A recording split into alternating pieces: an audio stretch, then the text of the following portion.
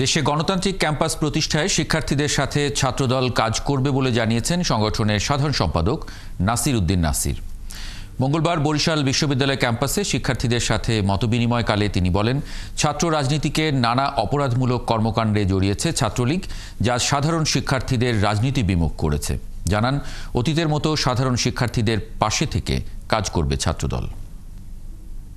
অধিকারকে যারা কোনো ন্যায্যতা দেয়নি, তারাই এখন ছাত্র রাজনীতিকে বিতাড়িত করতে চাচ্ছে প্রতিটি ক্যাম্পাস থেকে। আমরা এই সিদ্ধান্তকে অগণতান্ত্রিক একই সাথে মৌলিক অধিকার পরিপন্থী মনে করছি এবং 21 শতক উপযোগী একটি ছাত্র রাজনীতি বিনির্মাণ করার জন্য বাংলাদেশ জাতীয়তাবাদী ছাত্রদল সব মহলের সাথে আলাপ আলোচনা করছে।